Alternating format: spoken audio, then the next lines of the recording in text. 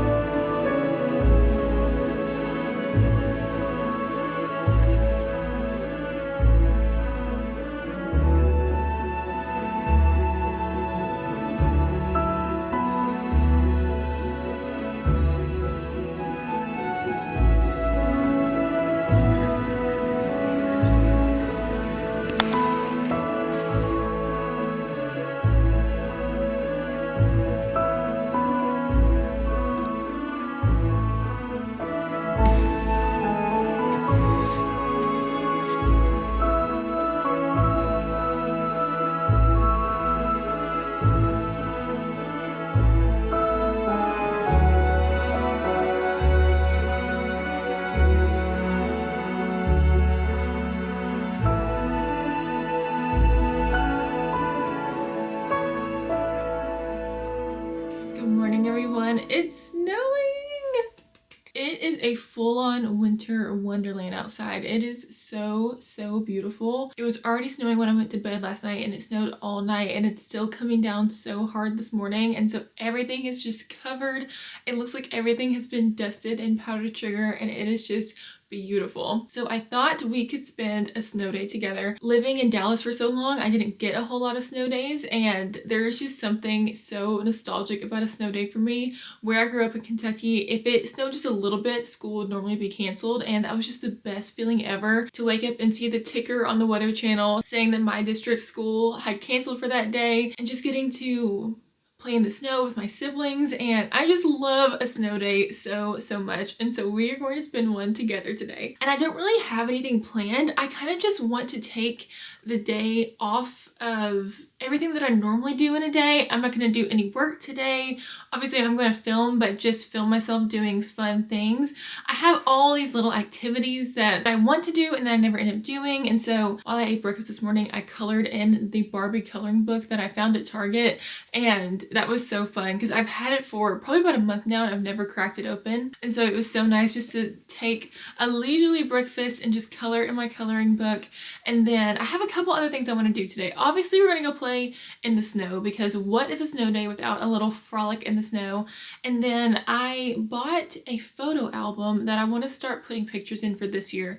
I considered putting in pictures from last year and just making it a 2024 one and then starting a 2025 one, but it was taking me so long to go through all my pictures from last year, and I could feel myself getting uninspired and not wanting to do it.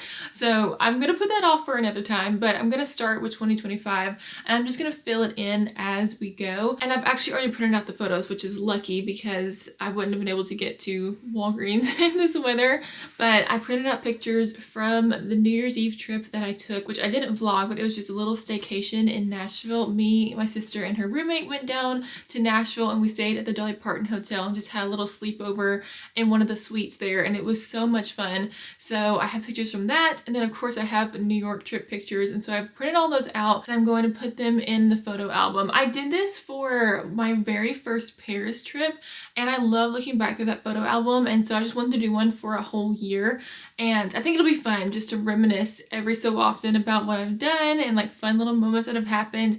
And I think it'll make me think about taking photos more too. When I was looking back at pictures from last year, I had random pictures of like the book that I was reading and if I made a really yummy breakfast, and so that's what I want to think about this year. It's just like taking photos of the little moments. Maybe they aren't as aesthetic photos. I'm not going to post my Instagram story, but it would be cute to have in the photo album. So we're going to work on that today. I'm going to do a little spa day. I want to take a bath. I want to do a face mask. And then I think tonight I'm going to have a movie night, because one of my favorite movies of all time is Anastasia. And that is the absolute best movie to watch on a snow day because of how wintry and snowy that movie is.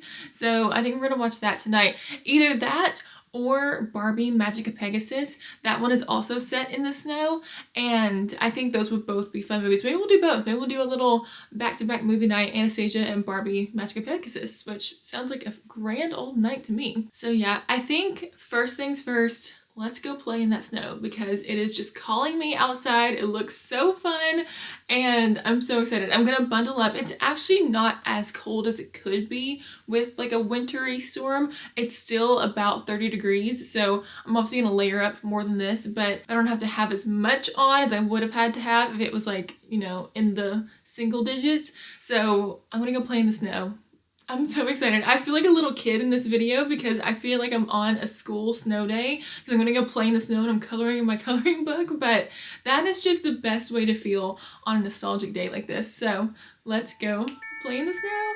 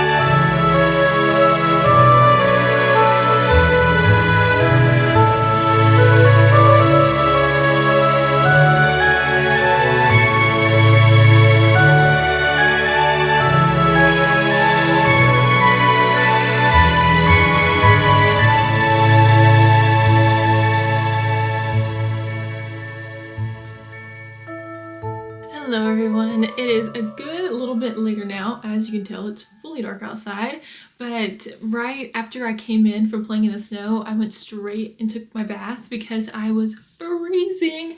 I love how I was saying before I went out that I didn't need to layer up that much, and it was actually so cold. Playing in the snow was so fun. I just truly think there is nothing more nostalgic and nothing better for your inner child self than to play in the snow.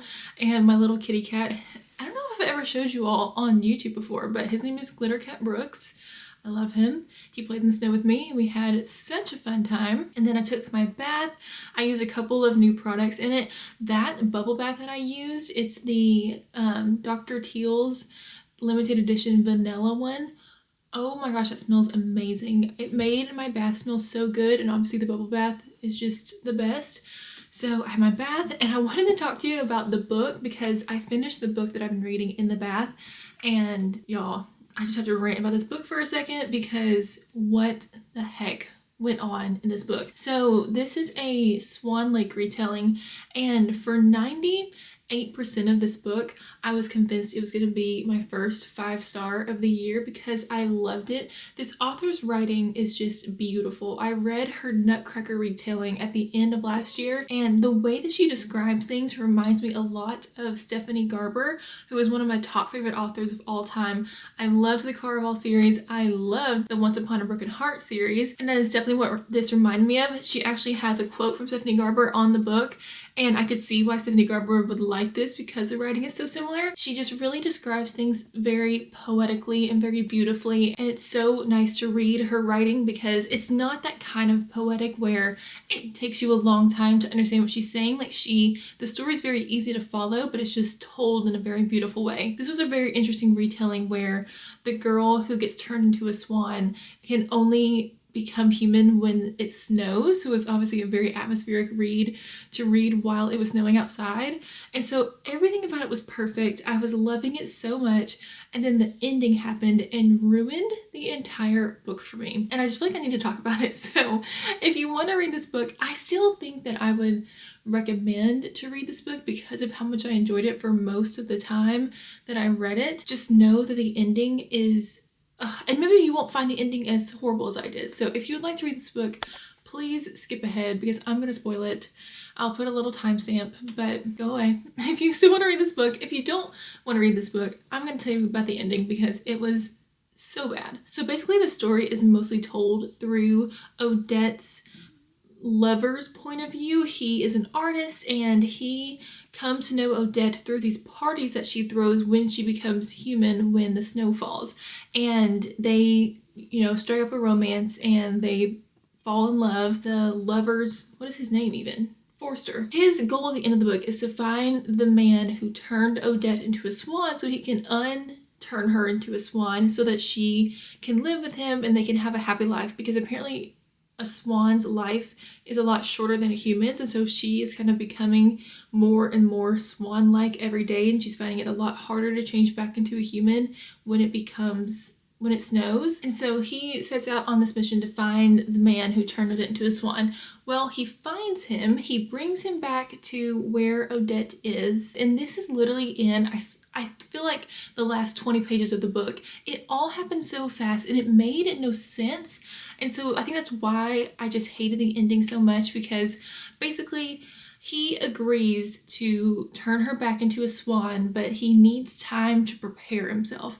And so like, I feel like a day or something goes by, and in that day, Odette and Forster get married, and they're inviting all their friends over to like come celebrate their marriage, and the man is going to turn Odette back into a human, like not be a swan anymore. He does it, he like takes the power out of her, like back into him, and it turns him frozen solid. So like it freezes him to death, taking the power from Odette back into himself. And then for some reason he like breaks into shards and gets blown away in the wind. So this man is gone. And then it doesn't work. Like whatever he did didn't work because Odette still turns into a swan. That was the end of the book. The end of the book literally said that it was still trapped as a swan and Rothbart was still gone, perishing along with Forster's last hope.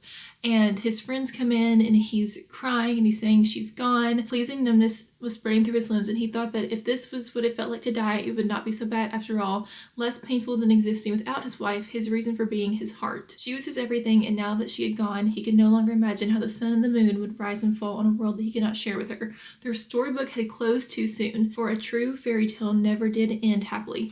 And that was the end of the book. There's an epilogue saying that they lived together as swan wife and reclusive artist. That was it. Their story woven from the darkest fairy tales. That was the ending of the book. I just don't understand why she would set up this grand love story to end it badly. I mean, I get what she's doing because so many of like the Grimm's fairy tales don't end well, but why would she do that to us? I don't get it. I feel like nothing really pointed to that ending. Nothing foreshadowed that she would remain a swan forever. Everything was pointing to her being a human again and him fighting Rothbart and Rothbart turning her back into a human permanently. So I just don't get it.